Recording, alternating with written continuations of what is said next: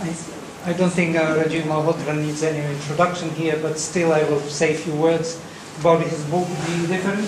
We had a very interesting session today in Zakir, in Pondicherry, with many questions and many comments. This is the book, and the book is there available for everyone who is in this session. And it is very provocative, very interesting. It reverses the whole view on our interaction with the East-West relations, and we can already, I thought it will be the beginning of studying the West from the Eastern point of view, which is also very valid and very needed in this time. So we should also say that Rajiv has contributed a good amount of money for the purchase of land in Auroville. So he's had a long association. And we did the women's project. When what's it? Bhavna? No, Bhavna Beach. But he presented about $1 million to the land purchase in Auroville at the time. Infinity Foundation had long association. I'm not mentioning even that because he founded many projects, and myself and many other researchers who are doing research. So it is his major thing. Now it is, he becomes a philosopher, and it's quite interesting to see him in this new role. Well, thank you for the introduction. Thank you for being here. Actually, I was originally a philosopher who decided to become a scientist, so I can understand philosophy from a scientist's point of view. And then physics led me to computer science. Then I got into the industry. Then I became a corporate guy. You know how one thing leads to the next, you don't know where you end up. Then I became a businessman. Then I suddenly realized, oops, I better get back to where I was. So that's when I left everything in '94 and started foundation and started doing my own sadhana and my own research. And yeah, so this, I'll skip everything else, but just come to the point on this book. This book is the outgrowth, the byproduct of another book, which is called the U-turn theory. Yeah, I will explain it. I will explain it. And that book will come out next. The U-turn theory is a study of, I lived in the US for 40 years, so I've been part of many stages of the Indian spiritual experience entering the US. The New Age movement and the gurus, and then gurus have scandals, and then gurus are no good, and then something else comes in, and that whole, all the different stages I've experienced. So I was interested in understanding why it is that, I wanted to understand the Western journey into Indian spiritual traditions. And it was very quick to it was very easy to understand that the Western experience of Indian traditions keeps shifting over time. People enter, then they change their view, they go on to some other view, some of them go back. And some of them, when they go back to their previous tradition, they are changed, they are transformed, they don't go back returning where they started.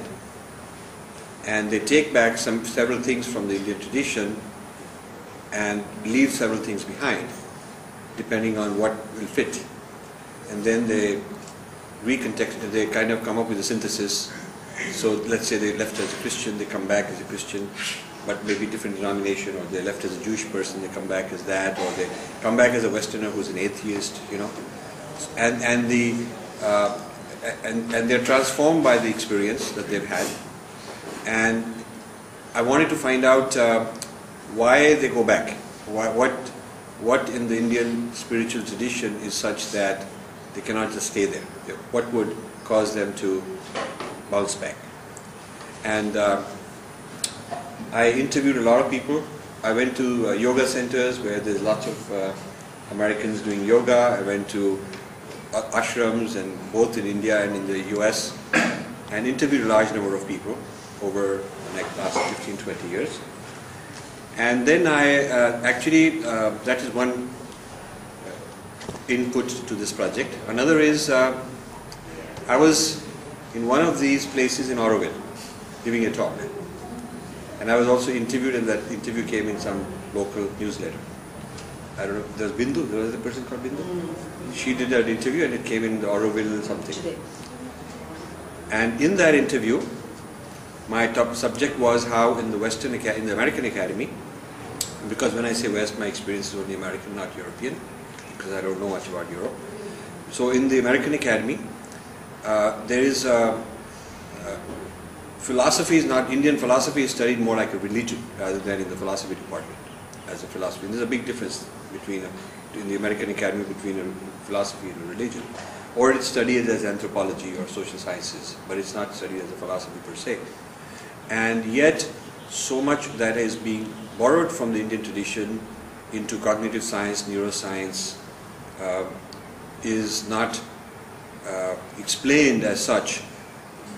It is sort of recharacterized as Western. So the original source is sort of left behind, and it is the people who are the bridge, who bring the knowledge back. They position themselves as the new pioneers, as their original discovery. They become the new gurus, the new, founding fathers of this new kind of science, new neuroscience or whatever science they're developing. So I wanted to understand that, and I was giving a talk here, and I was also talking about some of the stereotypes in the American Academy towards Indian religion, which I've critiqued and I've written many books on that. Some of you probably know some of that. It stirred up a lot of controversy. And then somebody here in the audience, a Frenchman, whom I forget, and I'd love to get connected with him again, he asked an interesting question, which made me think.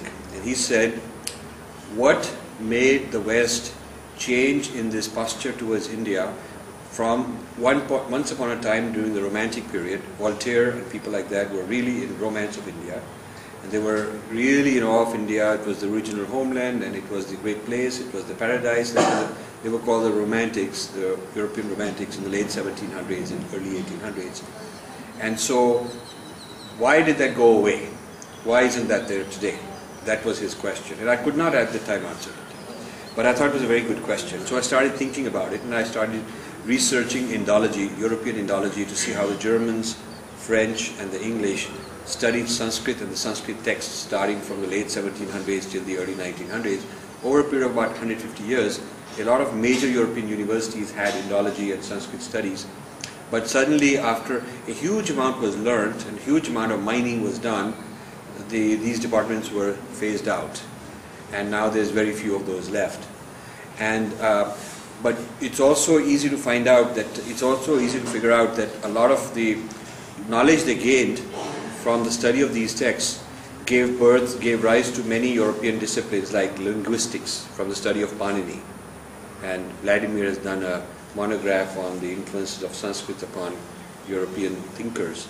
Comparative religion started that way. A whole lot of some philosophy, the philosophical influences on people like Hegel. So it seems that this thing I'm calling the U-turn, which I was studying in the modern context of the 60s and beyond, has happened before also. So there have been U-turns before, because the Romantics in the late 1700s went, but that experience of India was not long term. It went for a few decades, and then they moved on to a critique of India and a rejection of India, but at the same time, while rejecting the source, they had gained a lot, which they've reclassified as Western thought. There are some books on the Indian influences on the European Enlightenment. Several books. There's one by J.J. Clark, and a couple others have written these kind of books. So I decided that I should understand this phenomenon, because it seems to recur several times in the Western history, that they go out to the East. There's a period of excitement, they learn a lot, but then it's not a permanent thing. They make a U-turn back to their homeland, they bring some stuff with them, and sometimes the Indian source gets rejected as inferior. So I developed this U-turn theory, and the question in the U-turn theory that all the people who are my reviewers have been asking is, why the U-turn? What about the Indian tradition is unacceptable? Is there a rejection? Is there sort of a return back to one's historical ancestry. Is that the reason? Or is there something wrong with Indian tradition? What is the factors? And also when they return back to the West, why is it only certain things they can take back and not everything else? So that led to this book, the U-Turn book. But then it became a very large book, and somebody suggested that the philosophical part of what is different between India and the West should be removed to make it simpler. And I removed that, and that what I had removed became this book. So this book talks about what are the philosophical differences between the Indian philosophy and worldview and the Western, and it looks at it from an Indian point of view, because typically these kind of comparative studies have been done from the Western point of view, either by Westerners or Westernized Indians. And this is reversing the gaze from the Indian point of view upon the West.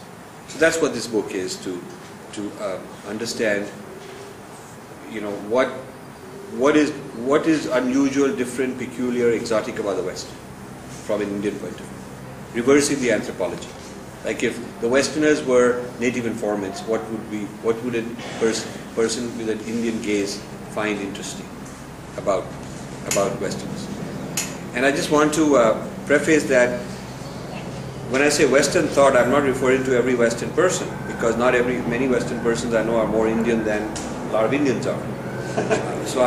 And also a lot of Indians I know are more Western than many Westerners are. So when I say Western thought, I'm talking about what has historically and traditionally emerged from the West. That doesn't mean that every Westerner is part of it or believes in it or subscribes to it. A lot of them reject it. So please keep that in mind, because I'm not implicating that all Westerners are a certain way. Now, the book, normally the fashionable thing to do in these East-West studies is to show that things are the same, that everybody's same. Vasudeva Kutumbakam, we all have red blood, and we all made of the same electrons and protons. We heard some people say those things in the morning. There's one Brahman, and we're all aspiring for some higher truth. So all kind of things are same. But then, an orange is in that sense same as an apple, because they're round and they're fruits, and they roughly cost the same amount of money, and they grow on a tree. Or you could say a bicycle is the same as a car, because they have wheels and they're made of steel and they go on a road. But while there are similarities, things aren't the same. There's also important differences. So I'm focusing on those differences. And a related concept is the concept of digestion of one civilization by another. So by digestion, I mean the so-called pagan faiths and cultures were assimilated into Christianity. A lot of Christianity came from there. So they got digested, and the pagans themselves sort of disappeared or marginalized. So digestion is sort of not just a friendly assimilation, because it depletes the source. A byproduct is it depletes the source. That's why I call it digestion. And the example I give is when a tiger digests a deer, there's no more deer left. There's a stronger tiger. And the deer keeps getting broken into smaller parts, starting with the teeth, broken into smaller parts. And as it goes through the digestive tract, it keeps getting broken into smaller and smaller bits. And even one copy of the deer DNA cannot survive in the tiger's body, because it would be toxic. If the tiger's cells are only tiger DNA, there isn't any copy of deer DNA, it would be a foreign object, it would be toxic, and the tiger cannot accept that. So the tiger has to break it down, even molecules, even a DNA molecule has to be broken into parts, into little smaller parts, atoms, and then it has to be reassembled in the bloodstream, and so various places it has to be reassembled back into tiger DNA and put in different places, so the tiger becomes stronger. So the digestion means sort of taking apart a civilization, using this metaphor, it's taking apart a civilization, finding what's useful, reconfiguring it into the host civilization, and what is not useful is excreted, so it's waste. Or at the level of the teeth, it's not taken in the first place. So some parts are left out of the digestion, either way. And so if you look at the history of civilizations, a lot of civilizations have been digested by others. It's not just the West doing it. It's Greece digested a lot of Egyptian civilization, and a lot of Greek thought came from Egypt. And then Greeks got digested by the Roman Europeans, so got into the West and so on. So this idea of digestion has relevance here because when I'm looking for difference, between the Indian and the Western civilization, I'm looking especially for the non-digestible difference. I'm looking for, because I want to find out why the people U-turn, so I must find out what is it that they cannot digest. Because if they could digest it, they would digest it. So for instance, if becoming vegetarian is digestible, because Westerners can become vegetarian, so one can just digest it.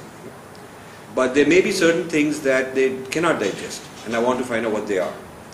And that may be the cause of U-turns, perhaps, because there's something one cannot digest. So one then just, rejects that part of it and goes back to one's source. And I came up with 4 or 5 major points of non-digestible difference, and those are the chapters of the book. So each chapter is an item of non-digestibility. Yeah, that's what this book is for. So I will go through these briefly, and then we'll have question answers.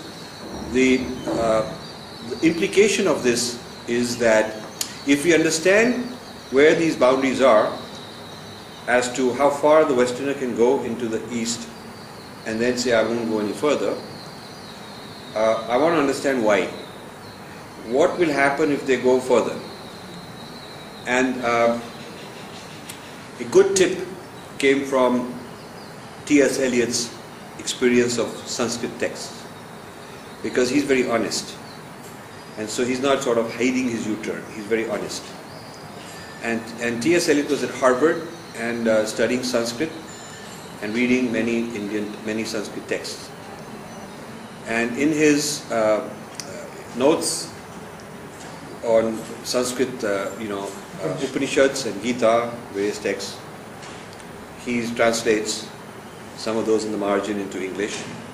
And those are exact words that are found in the 4 quartets and the Wasteland and some of his most important poetry. There's a scholar in Princeton called Cleo Kearns, who I worked with. She did her dissertation, PhD dissertation on T.S. Eliot and Indic traditions, and there's a book published by Cambridge University Press on that very point. And she went and researched all these original sources, which are not commonly known about T.S. Eliot, as to the extent to which his poetry was basically translations of Sanskrit texts. Now he goes through this phase, and then he writes something very interesting. He says that this is so profound, the Indian thought that is contained in the Sanskrit text is so profound that, to use his words, it makes the Western philosophers look like schoolboys. That's his description of how different the thought is. And then he actually contemplates, at one point in time, he contemplates moving to India and just going all the way and just becoming part of this Sanskrit, Vedic kind of thinking, stop being who he is and turn himself over into this new discovered civilization. And then he reflects that before I can do that, I have to understand that price of doing that will be I'll no longer be an Englishman, I'll no longer be an American, I'll have to cut off from my peers, I'll have to dislocate myself from my sense of history and who I am. And then he has to decide whether it's worth it, whether he can manage to do that or not, and he changes his mind and decides that I'll stay put and think of myself as a Westerner. Then he baptizes as a middle-aged man, which is very unusual. It's almost like he now has to cleanse himself of all these things that might have entered him, all these influences that might have entered him, because he's neither here nor there. He feels like he's not properly, purely Western, and he's not given that up either and become an Indian per se in his mindset. So he's kind of like a mixture of both. And now to recover and get back to being, who he is, he gets a public baptism in Boston. So it's It's not only an unusual thing to be baptized at that age, but to a very public display, ceremonial kind of, be baptized. To sort of tell the world, now I've gone back to my Christian roots. And then he continues, he says he can continue studying Sanskrit and enjoy it as the other. He's no longer at risk that it will kind of pull him in like it was. So he's built a shield around his baptism, and a public identity gives him a sense of security, that now I'm safe from this awesome thing that might just pull me in. You see? So that's a very interesting smoking gun for me in my research, because he's so open about it. Another interesting person is Jung. Jung, in the 1930s, he used to teach summer institutes in Zurich on Kundalini Yoga, Patanjali Yoga, Tantra, chakras, these kind of things. And he used these terms. He was not pretending that it's something original. He was using these terms. But then his demarcation was determined by the fact how far he could go and what else he had to reject, was determined by the fact that he was reimagining Christianity. He was trying to take the biblical story and reinterpret it using these Indian ideas that he had learned. So this got him into trouble and arguments with many bishops. Many of the church people did not think that this reinterpretation was a valid one. And so he was, on the one hand, having many arguments with the church people. And then, on the other hand, he was experimenting with these Indian traditions and using them, teaching them, and using them to reinterpret Christianity. So he concludes that he's willing to accept up to 5 chakras, but the 6th and 7th, where there is unity consciousness, transcendence, and loss of individuality, he's not able to fit into the biblical story, and he rejects it. So he says that 6th and 7th chakra claims by yogis is some sort of pathology. There's something wrong with them. Maybe there's some weirdness or some, but it's not authentic. It cannot be scientifically validated. He never had those experiences, and he doesn't recommend to Westerners to experiment with that. And he says that if you go beyond a certain level of yoga, it's dangerous for Westerners, because you do not know what may hit you if you were to go into that uncharted territory. So his place of U-turn is very clearly defined. It's what will fit into Christianity as reimagined by him, and the rest that he could not utilize is non-digestible. So that is his non-digestibility criteria. So I looked at all sorts of things, and I'm going to write, I've got a plan to write 6 more volumes on the U-turn theory. The next one will be the theoretical framework, and then different domains of knowledge that are U-turning, where thought is being digested, and what is not digestible I'm trying to identify, that is left out. And then I want to have a tension between what is left out and what is taken, and whether that boundary is a real genuine boundary, whether it's authentic, or whether what is left out really belongs also. And why, and what would happen if what is left out is also put back in. Yeah? One of the domains of knowledge that I will have a book on is Ken Wilber, which may interest some of you. I'm doing a volume on Ken Wilber's appropriations of Sri Aurobindo, Kashmir Shaivism, Buddhism, and then the claim that he's exceeded it, superseded it, and rejected parts of it because it wasn't good enough, and he's gone beyond it. So I'm doing a whole critique of that, and I will have a book ready on that also. Excuse me? Yeah? Nothing. Okay, sorry. Yeah. So the 4 areas of difference I'm going to describe now, having given you sort of a background as to what I'm trying to achieve with it. One area of difference is that there is a philosophical foundation starting with Judeo-Christianity, and then it continues with Hegel and Enlightenment movement also, with a huge emphasis on what I call history centrism. History centrism is a sort of a claim that there is a unique history, there is some uniqueness of history, usually linear history, prophetic history generally, or Hegel, without using prophets, had a historicity of the West, which was very unique and very exclusive. So there is a unique history, and this history is exceedingly important. You cannot do without knowing about this history. And in the case of Christianity, the path to salvation is through unique historical events. And I contrasted this with what I call embodied knowing in the here and now. That's what the yoga is. And Adhyatma Vidya, the inner science. And the idea of Satchitanand, which is the divine manifested as all of us. So I show in one of the chapters the incompatibility between the history centrism as a premise, which is the underlying premise of the Nicene Creed. The Nicene Creed is sort of mandatory in most denominations of Christianity, often recited. And the Nicene Creed starts with, Adam and Eve's original sin, and then the virgin birth, and then, crucifixion, redemption, all of that. The major milestones of that history are required to be accepted as cardinal truth and articles of faith. And I try to show whether ideas of karma, reincarnation can fit with that, and I find they are not mutually compatible. They are indigestible. And also whether the idea of human being divine, to begin with the idea of Tattvamasi, whether that can be made compatible with this sort of Nicene Creed. And I've read a lot of people who attempted it. A lot of Catholic theologians have been attempting this for the last 100 years. Thea Deschardins, Bede Griffiths, many recent people, Jesuits, they're trying this, and I've studied all of them. And one of the volumes will be specifically on reinventing Christianity in the last 100 years, rethinking Christianity in the last 100 years in the light of a lot of study of Hindu and Buddhist sources. Buddhism also has played a large role in this reimagining Christianity.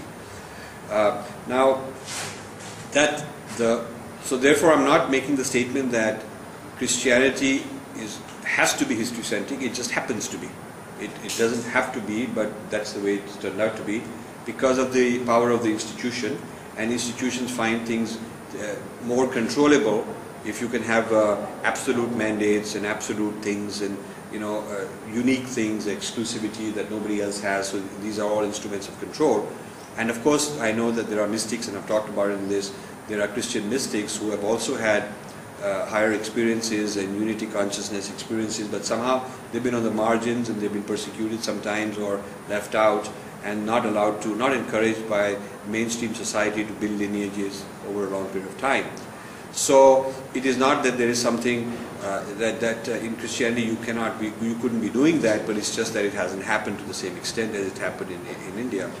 You mentioned in the book that they are, sorry to tell, but this is an important point, that they were always welcome when they were dead.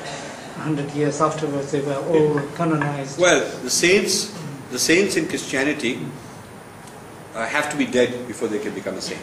And that's a law. That's a law. You cannot have living saints.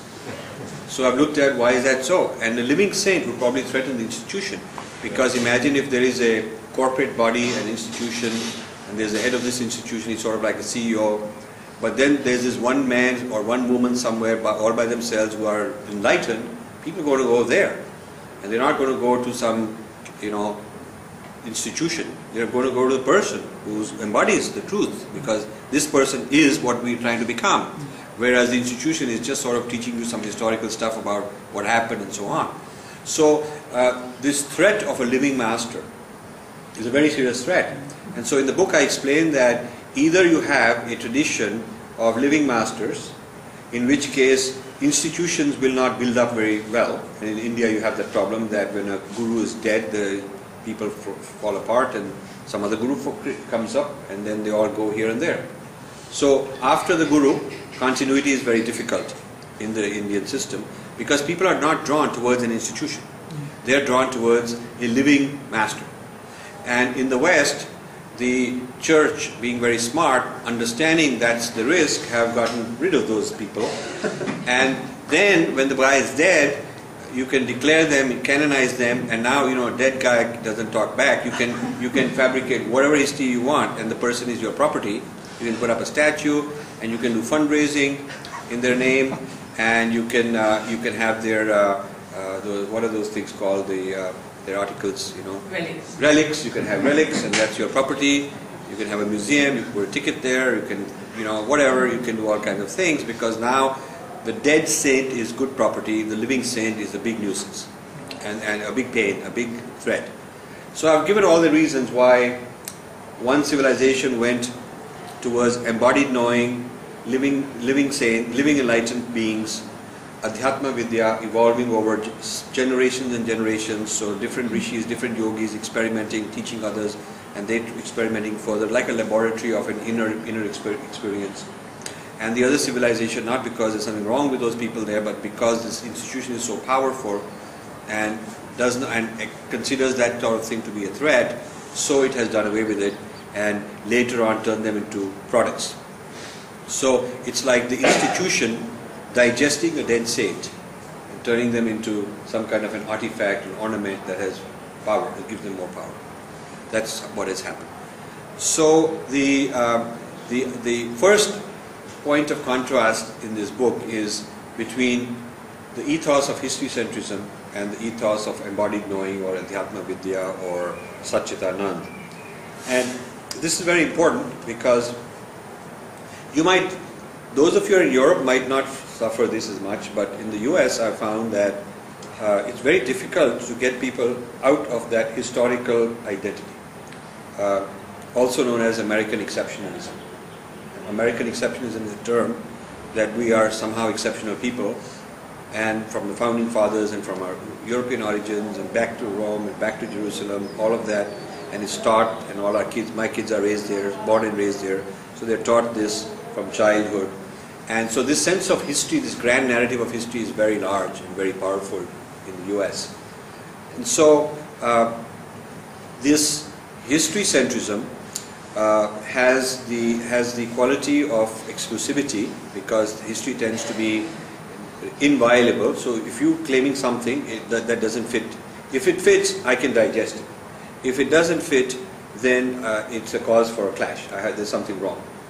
Good example between history centrism and versus another history centrism is the clash of Christianity and Islam.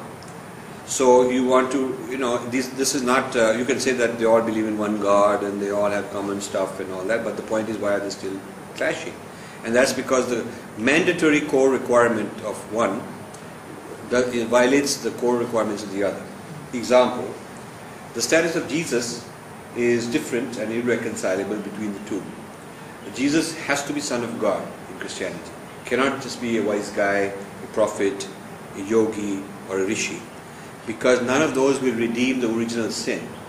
Original sin is because of what Adam and Eve do, and the curse is that all future progeny of Adam and Eve will be born sinners and eternally damned.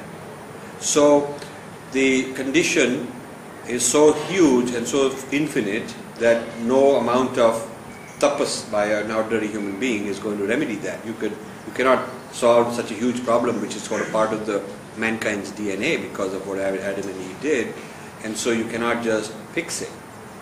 So when God wants to solve the problem because he feels sorry for man, there has to be a very massive event, one-time big event, one unique event, and he has to have his son reincarnate, to have his son take incarnation, and then through his sacrifice, which is a substitution for humanity's sacrifice. This is called substitutional atonement. That's the technical name in the Bible. So Jesus' sacrifice is a substitutional atonement for other people. They don't need to sacrifice because he already did. And to avail of this value of Jesus' sacrifice, you have to believe in the historical event. So that the historical event becomes mandatory if you want to get saved. And if you do not believe in that on your own, you cannot get saved. Now the virgin birth is necessary because if Jesus had been born of a human father and human mother, then he would be progeny of Adam and Eve, and he too would be born a sinner. So the only way he can be exempt from that condition of being born a sinner is if he's not progeny of Adam and Eve, and that means there has to be virgin birth, because that virgin birth means he's not progeny of Adam and Eve. Yeah? So on the other hand, in Islam, they respect Jesus. Jesus is one of the greatest prophets. and Jesus is to be respected a lot in Islam. Quran says that, but Jesus cannot be considered Son of God. He has to be a prophet. He's downgraded from Son of God to being a prophet. There is no Son of God. God has never incarnated in Islam. Never incarnated. So you ask, why is that so? Can't we just talk those very nice, wonderful Islamic people in the interfaith dialogue? Hey, listen, just take him as Son of God and we are in harmony. The point is, it will invalidate the entire Islam, because a mortal human prophet, which is what they consider, Muslims consider Muhammad to be, a regular human-born prophet cannot override the message of the Son of God. Son of God is a unique, much higher stature, God himself, and what he has said cannot be updated, cannot be corrected, cannot be superseded by a human mortal prophet. So for the Quran to sort of be a successor to the Bible, it has to, there are two choices. One, they could have said that God had a second son, so the second son supersedes the first son, but that wouldn't work, because it would violate the biblical thing that there is one son and whatnot.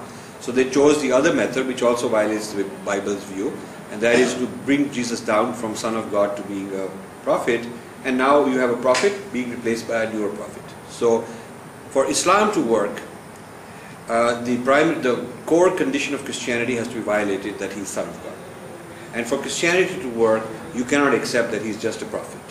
So you can sit there and they keep arguing, but this is a logical problem, that the validity of one as defined will negate the other as defined. And this is true in both directions. So it's not a simple matter. This is all because of history-centrism. This is because both are history-centric. And if they were to not be history-centric and talk about let's have love and let's be all one and all that, and there's one God, we have different ways of praying, many paths leading to one family. If it were just that, which means all the history-centrism is not being talked about, then of course you would not have these clashes.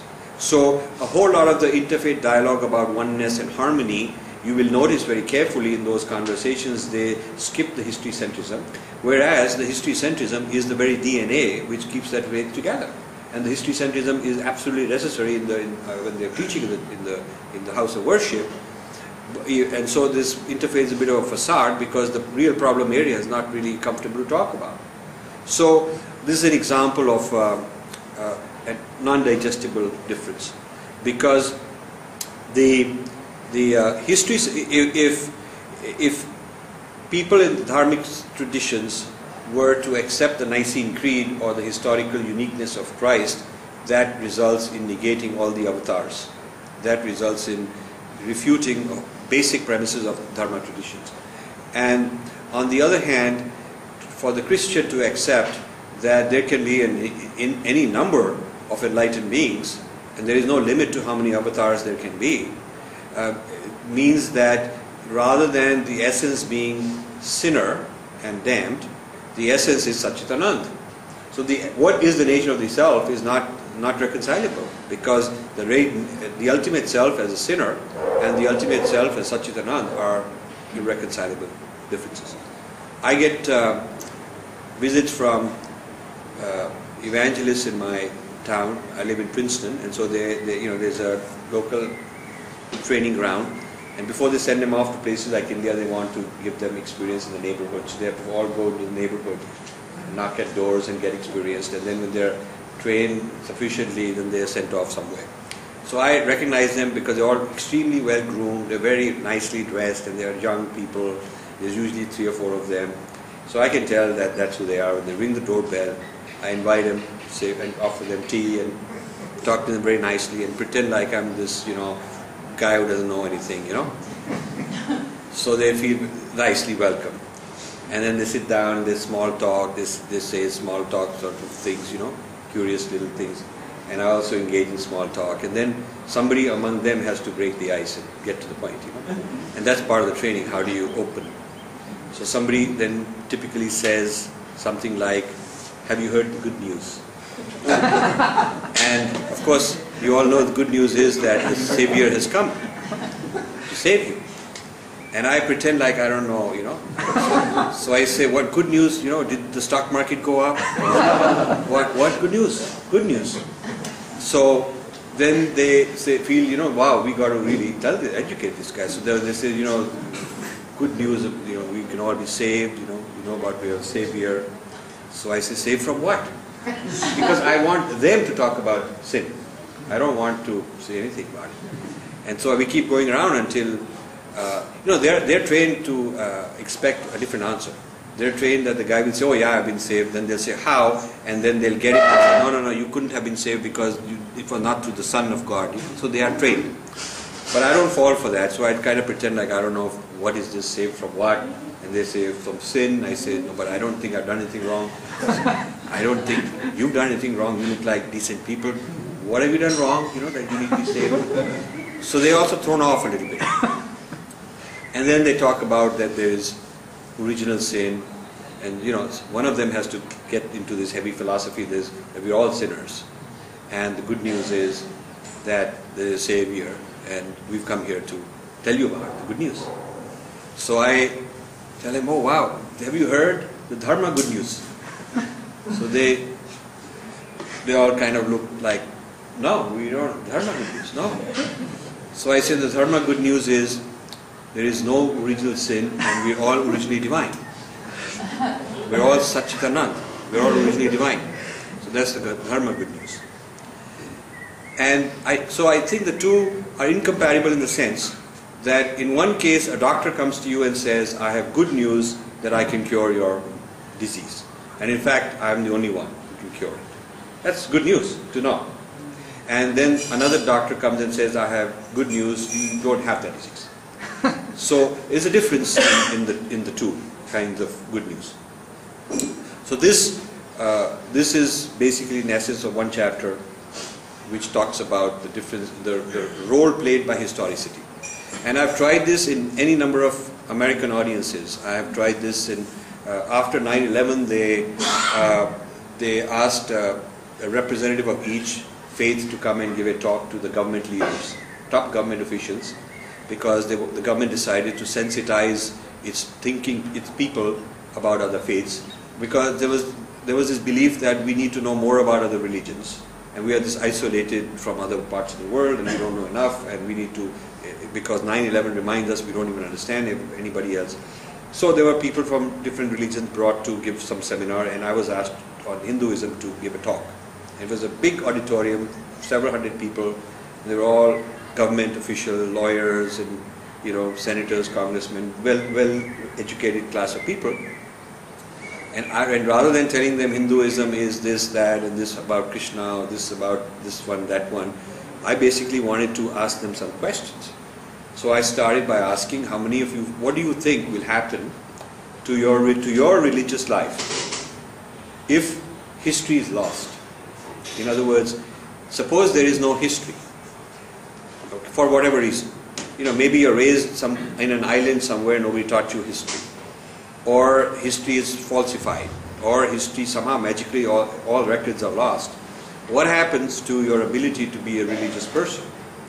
And it's amazing that, you know, not one of them said that being divine, we will eventually, maybe it'll take a long time, but eventually somebody or other will recover that truth by having a higher experience. All of them were of the opinion that if they didn't have access to history, we would be doomed into darkness. We would be doomed because God and man have an infinite gap, and this gap is not something that the ordinary person and a human being has the potential to bridge upward. This gap is only bridged when God chooses to send a messenger who tells us this good news or gives us God's edicts or commandments.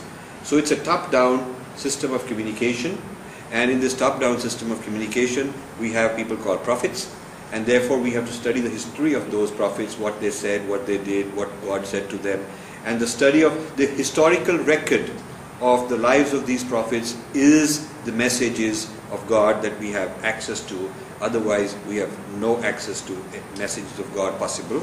And if this history were ever lost, we would be in darkness. This is kind of in a nutshell, a paraphrase of what one hears when one goes to people who think of themselves as Judeo-Christian and you ask this question, what about, can you be a person of your faith with no history? Read a text, but not one sentence about historicity. Let's see if faith is possible. So this sort of thing reinforced my concept of history centrism. Last night I had a conversation with Sunit Verma, who's a psychology professor at Delhi University and a Sri Aurobindo follower. And the question I posed is, how is the historicity of Sri Aurobindo different from what I've called history centrism? And he gave a wonderful answer. I think you should know that. He said that certainly Sri Aurobindo brought us access to a new level of consciousness. There's a historical event which brought us access to a new level of consciousness. But since this level of consciousness is now universally available, it is available to those who do not know anything about Sri Aurobindo. You do not have to know the historicity of Sri Aurobindo. You do not have to say, I am doing this through Sri Aurobindo. You have access to this consciousness. Whether if you do the right yoga, you have access to this level of consciousness without having to subscribe to any unique historical event per se. It's sort of like Newton discovers laws of physics, laws of gravitation. So I can utilize them, and they work for me. I don't have to believe in it. I don't need the historicity of Newton's life. I don't need to know who he was, where he lived, what year it was, what he said. Did the apple fall on his head? Was it a banana? Or maybe some rock fell on his head? Or maybe that story is made up. It makes no difference to the validity of Newtonian laws today. So, therefore, when we say history, when we say we're free from history centrism, we're not saying that we don't have a history. I mean, there is a history of Newton, but physics is not history centric because it's not contingent upon that historicity. It's not contingent upon belief in that historicity. So this subtle difference between having a history and having history centrism is extremely important, because having history centrism is what causes exclusivity, dogma, and conflict. And having a history, just regular history, but not history centric, you're not boxed in, because it's more open and more flexible. So that's one point of difference. The second point of difference is that, and each of these is a chapter. The second point of difference is, I think, probably where this group will relate to a lot. I have defined a concept I call integral unity, and the contrarian idea I've called it synthetic unity or artificial unity. So integral unity is an inbuilt inherent unity. So the parts are not artificially later on put together to make a whole thing. The parts already are unified because they are not separately existing. Their existence is contingent upon the unity, the unified entity. The one exists, and the parts are relative to this one, or manifestations of this one. So the idea of Brahman is integral unity, because the Brahman as something that manifests as everything else and enters everything else, involution as everything else, makes these parts appear to us as separately existing, but in fact there is inherent unity. That is an integral unity worldview. The synthetic unity or artificial unity worldview is where the parts separately exist, and then somehow they have to be put together. So like in the case of a car, the tires exist, they're made in a factory, the battery exists, the paint exists, the steering exists. The parts have separately been made, and then they are assembled into an entity. And similarly, you could say the United Nations is a synthetic unity of, because every country separately exists, has its own sovereignty, and the United Nations is a kind of an artificial, gathering to achieve the individual needs through that congregation, that collection. But it's not like the UN is a unified entity, and that is primordial, and that is primary, and all the nations have to achieve the UN agenda. It's the other way around. The UN is a means for other nations, not the other way around. So the supremacy of the unity in one case and the priority of the parts in the other case is what defines the difference. And I show that, that is in a whole chapter, I show that both the Judeo-Christian and the Greek tradition are built of separate essences that come together. God, cosmos are separate, inherently separate, and souls are separate entities with separate existence. Even in heaven, you live in God's house, but you're not unified. It's not unity consciousness. You're separate from God. You're separate from souls, but you live in a nice mansion. You play golf and you drink. You eat Godiva chocolates and have a good life. It's a retirement community, but everybody's a separate existing entity. And in Greek thought, the Aristotelian law of excluded middle says things are yes, no, binary. There's no middle. There's no fuzzy middle ground. There's no uncertainty. There's no things that are neither yes nor no. Whereas in Indian logic, like in Jain logic, you have yes, no, neither yes nor no, both yes and no, and so on. There's many possible outcomes to a question, and not just a binary. So this law of the excluded middle created mutually exclusive things, and that became the origin, the foundation of this secular part, the Enlightenment part of the West, having itself been built of separate essences, because the whole Aristotelian philosophy is that there exist separate essences, and then they are put together into a cosmos. So the Western the Bible's theology starts with importing Aristotelian thought into the Bible by St. Augustine. St. Augustine merges Bible with Aristotle, and the result is the beginning of theology. So that's another synthesis. It's a synthesis of the Hebraic tradition, which is Judeo-Christianity, and the Hellenistic tradition, which is Greek thought, into this thing. And there are many fusions attempted. Hegel attempts another one, and so I show in one of the chapters a series of things that are the historical milestones and landmarks of the West, which produce an entity which is held together philosophically and in terms of the worldview, held together very artificially. And this is an important distinction between integral unity and synthetic unity, that the synthetic unity is held together by force because it's not natural, and there's always the fear that it will fall apart. So force is used to keep things together. And this fear that the synthetic unity may fall apart not only produces excessive use of force, which is characteristic of such a civilization, but also fear of chaos, because chaos is a state where things fall apart. Things can fall apart and there's anarchy and whatever, all kinds of horrible things can happen. Whereas somebody grounded in the idea of Brahman, or the idea of any kind of integral unity, Buddhists without having Brahman have integral unity. They have a different idea of integral unity, but it's integral unity. The Jains have that idea also. So all the Dharma traditions have that integral unity.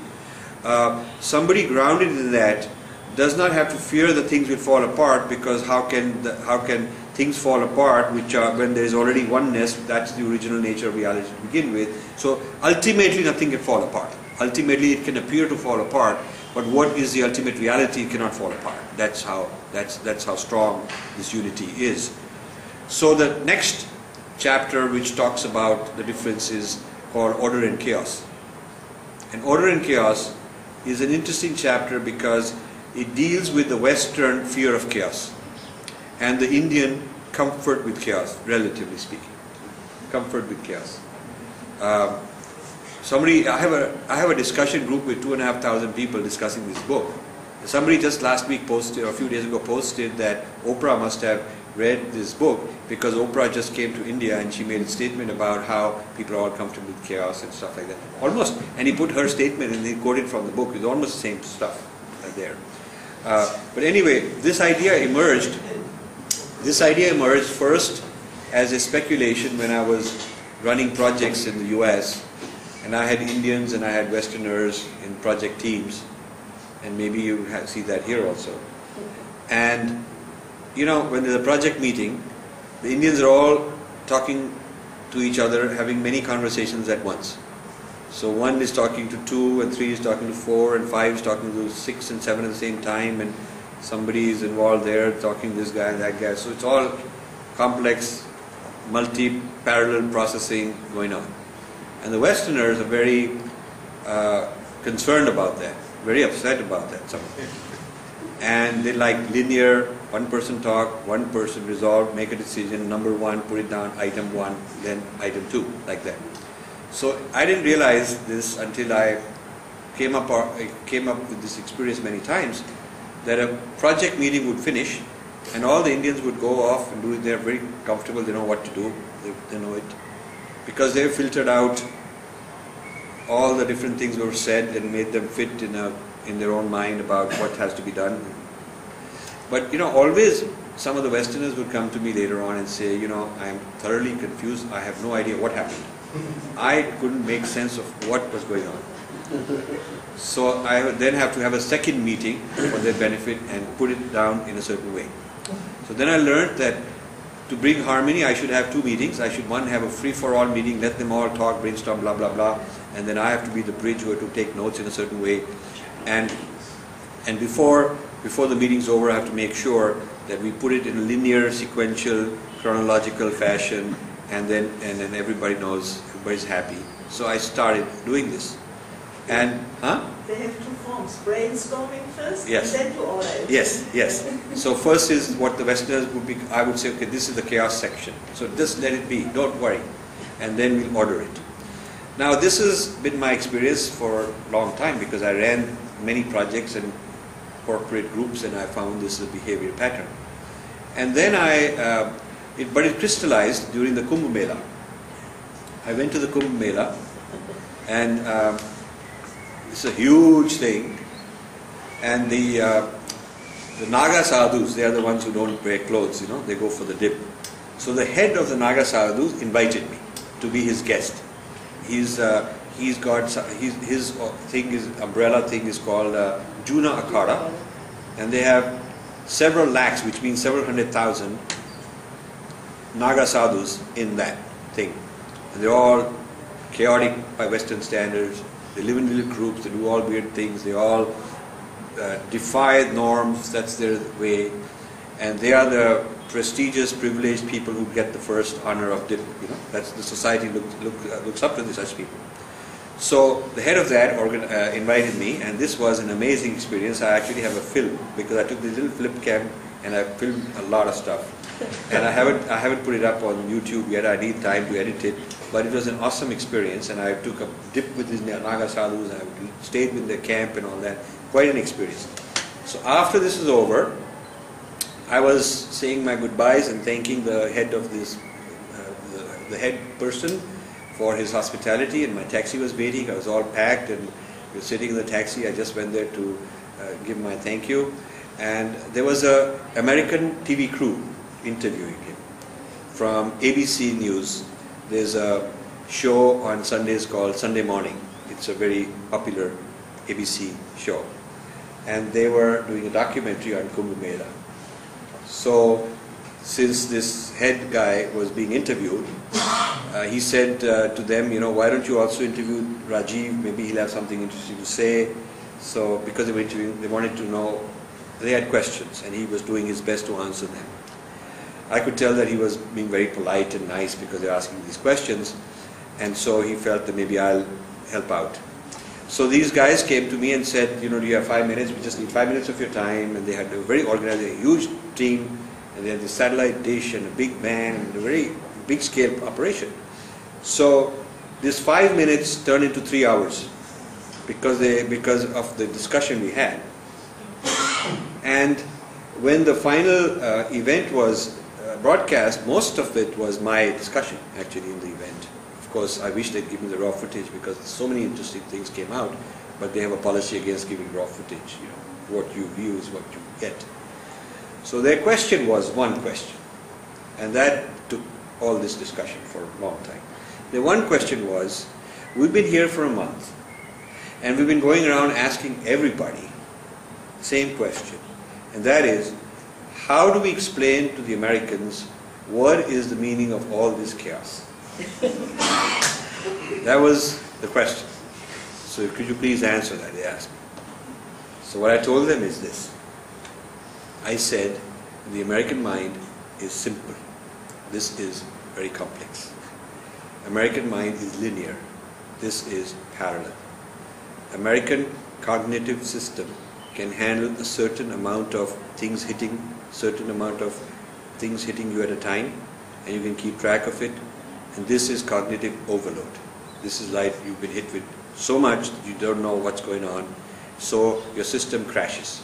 So it's like your cognitive system has a system crash, and that crashing of your cognitive system, which means loss of order, loss of control, because your ego wants control, orderly things. And the loss of that is what you guys have termed chaos. So the chaos is in you. It's not out there. The chaos is in you. The threshold of what you can handle has been exceeded in this huge display of complexity. And since you cannot fathom it and put it into your orderly categories of thinking, it defies all kinds of things that you're used to expecting. Everything is uncertain, there's unpredictability, there's all kinds of things mixed up. And so you do not know how to, you cannot make it orderly, so you cannot see any sense in it. And therefore, to protect your own orderly mind, you call it, hey, that's chaos. So that's your way of dealing with it and protecting yourself from this thing. Whereas if you go out and ask and watch one guy is walking, doing something, another guy is just taking a bath, another guy is eating and going that way, and no individual is feeling chaotic. Every individual is just going about doing something, but you are trying to assimilate and make sense of this whole thing, and it doesn't fit the paradigms and the framework that you have been programmed with, your templates, so it cannot contain all this complexity. So this is basically chaos of your system and not chaos that's out there. So they were very fascinated by that. They were quite fascinated by understanding this. And then we went into American history, and I told them all about how when the Europeans came, they considered the Native Americans to be chaotic and living in wilderness, and therefore they had to be civilized, and therefore when they made these very civilized, orderly settlements, and they tried to make the Native Americans comply to that and superimpose their ideas of order, and ended up genociding them. Actually, the Native American genocide was a clash between order and chaos. So they probably cut that. Huh? They cut that out. They cut that out. Absolutely they couldn't handle it. I wanted that footage so badly because this guy was very smart in interviewing me.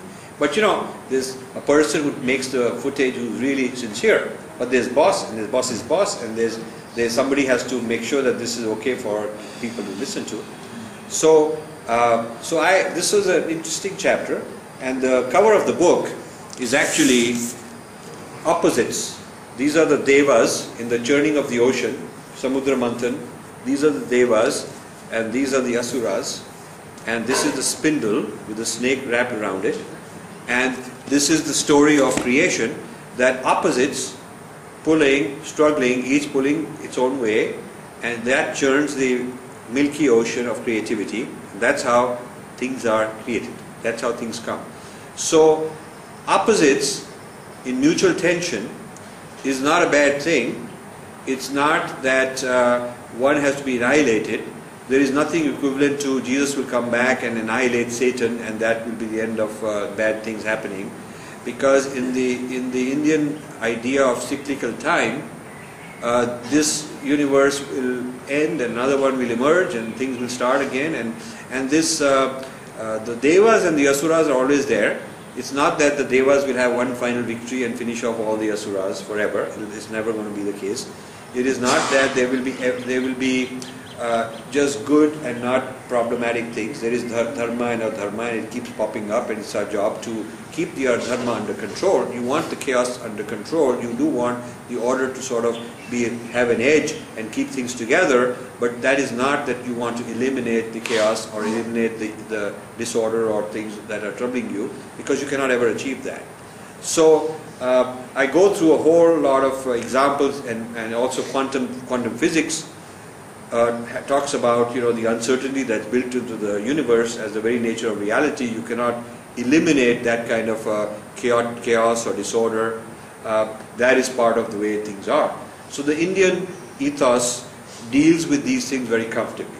And there is no surprise that both Schrödinger and what was the other guy who Heisenberg were very much influenced by the Upanishads in their thinking about uncertainty and quantum mechanics, and quoted a lot from these texts. And when it was finally accepted by the Western scientists that quantum physics is actually real, and you cannot get rid of this uncertainty built in, it created a huge crisis of philosophy, of science in the West.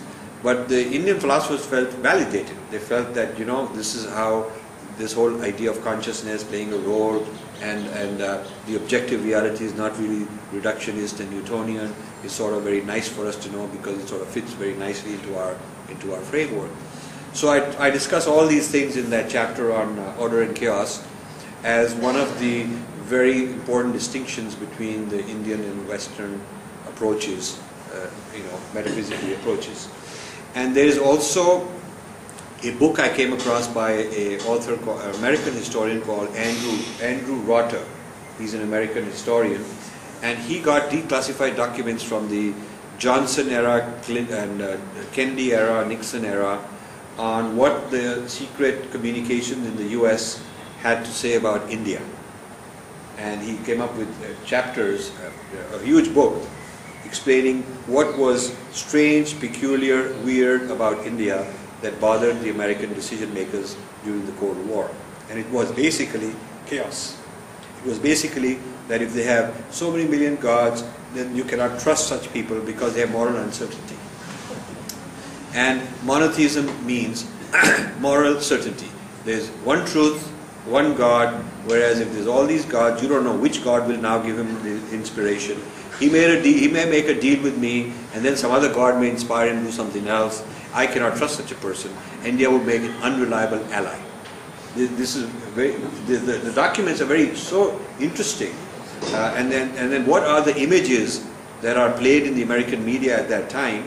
And the American scholars and think tanks and academicians are focusing on, land of chaos, human anthills, these phrases are very nice. I've summarized them in this book that explain how Americans perceived India to be sort of suffering from moral relativism and chaos and so on. And in fact, in one of the CIA, State Department and President discussions on India versus Pakistan in that Cold War era, it's a very interesting discussion in which the US policymakers say that Islam may be a false monotheism from our point of view, but it's a monotheism all the same. And at least they have one truth. Maybe that truth is not what we agree with, maybe it's a false truth, but at least they have the concept of a single truth.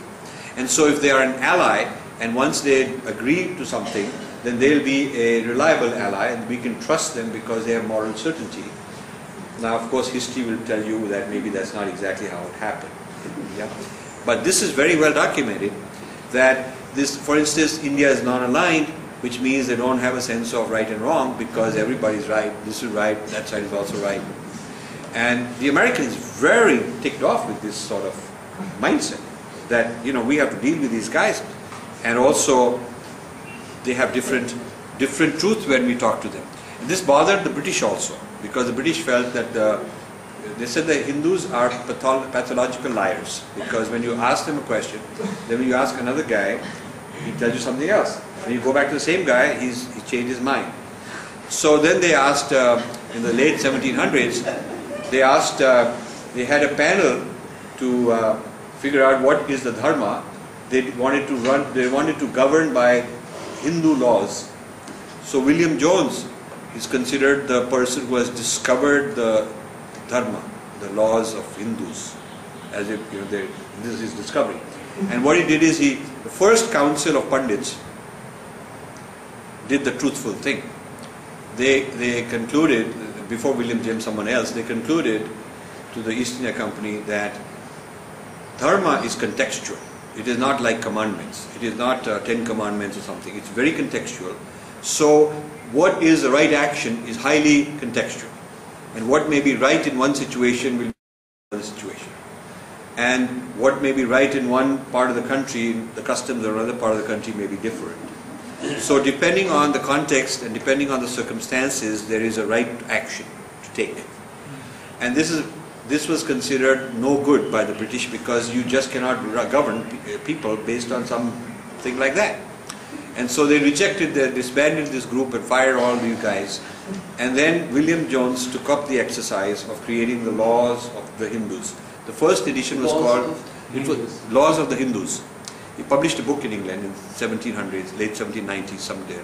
The first edition was called the Laws of the Gentus, means Gentile. And then they later changed it and said maybe the people won't like that expression, kind of a, slur. So we'll call it Laws of the Hindus. And there is a big panel in Oxford on a huge inside wall of a huge building, like 3-story high ceiling. And on the big wall, they have this picture of William Jones sitting on a throne or a chair, looking down. There's all these pundits sitting on the floor, and they're all looking weird. There's like they're all looking very kind of disorderly, looking here and there, and he's sitting in a very orderly way with a pen, like that. And down below says to William Jones, the man who gave the Hindus their laws. And I have a photograph of that. It took me a year to get that picture, because when I went in for the tour, sometimes you like something so much you want that picture. I have a picture, and that University of Hawaii philosophy book we came out with, we put it on the cover of that book. So if you have it now. To get that picture out took me a year, because every time I'd go back with the camera, they wouldn't let it in. So then I had to bribe this guy, who's one of those guys who lives in Oxford, and I said, now you go and get me this. And he finally got me a nice high resolution picture, which I have, of this whole thing. So this idea of bringing order has meant distortion, because to take something which is not, it doesn't fit the Western grids, you force it to fit, it distorts it. And that's how the caste system, because the jati and varna, it was not like what we now have as a caste system. And the Indian government basically accepted the caste system as constructed by the British. But the British came up with a single dimensional hierarchy in which all the jatis, all the communities, there were several thousand of them, had to be put in a single hierarchy. So they made a judgment based on their evaluation of how well off this group was and what their affluence, or what, according to their criteria, where they would fit. And they made these castes. And then they conducted census after census from 1881. Every 10 years they conducted a census till 1931. And Lord Risley was the Lord in charge of that. And he was very clearly a racist. I mean, he was very clearly into this idea that Darwin's evolution should be applied to civilizations. Some civilizations are more evolved than others, and we, the West, are more evolved, and we are here colonizing them to evolve them. And part of the evolutionary process is to take down one level further and look at all their castes, all their communities, and see who's more evolved and who's less evolved. So in his report, census report, he writes about how some of these guys are less evolved, these guys are more evolved, that sort of thing. So the idea being, anything that didn't fit, anything that was too bizarre, would be sort of put down. And there was something called the Criminal Tribes Act. I don't know if you know that, but a lot of tribes, I think about 80 some tribes, were declared criminal because they were just too bizarre. They were like the Naga Sadhus kind of people. They were just too chaotic, and so they were declared criminal, and it was considered lawful to kill anyone at sight. From newborn baby who's two days old, because he's born in that tribe by birth, he's condemned to be a criminal. And the word thug, thugs were a jati who were subverting the British attempts to deforest, because they lived in the forest. There was a jati who thrived on the forest life, And so they would blow up this and kill that guy, and when they would find a big British guy, they would do something to undermine the British project to deforest. And so they were part of the criminal tribes. And there were all these books written about how thugs have supernatural powers, and some of them are 20 feet tall, and all kinds of documents were produced to demonize them, and to such an extent that the word entered the English language as being synonymous for criminal, and now even everybody accepts it, Indians accept it, and the thugs got it genocide, it finished it off. So this is the whole order marching as the march of civilization, the whole Hegelian idea, and order taking over what the West has thought of as chaos. And this is the fourth chapter. And since time is running out, I'll do the fifth very quickly. The fifth chapter is basically that Sanskrit contains words that are non-translatable. Several words that are so profound that there's no English word for it. And so my suggestion is that you got to introduce that Sanskrit word into the English language rather than trying to replace it with an English substitute. You got to make it a loan word into the English language, loan it into the English language. Like the word yoga already is not translated because it cannot be exercise, it cannot be gymnastics, it cannot be prayer. Yoga is yoga. So there's many other words like that, and the fact that they are non-translatable also shows that there's something different about the civilization which is built on those terms, on those categories, because they do not correspond one-to-one with Western terms and Western categories. So the non-translatability of Sanskrit is also evidence of difference that cannot be digested. And preserving these non-translatable terms is a very important thing to preserving that diversity. So the book's thesis is we're being digested into the West unless we are being different in the sense of the book. In other words, unless we define a civilization, the foundation of the civilization based on those distinct qualities that are non-digestible, like the ones I mentioned. No single absolute historical event, but many, many events, and human ability to transcend and achieve higher states of consciousness without recourse to any belief in history. Integral unity as opposed to artificial or synthetic unity.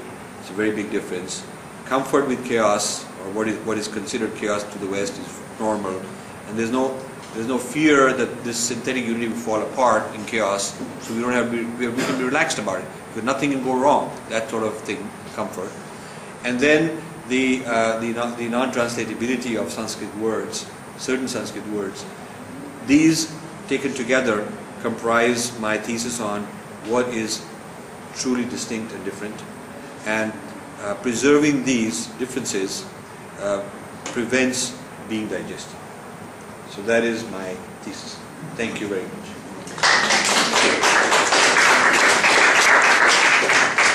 On the stand, if you hold it, you can go to the person and to me back and forth. Yes. And maybe we get more light, or is this enough? Is this enough? I think so. Okay. Lights.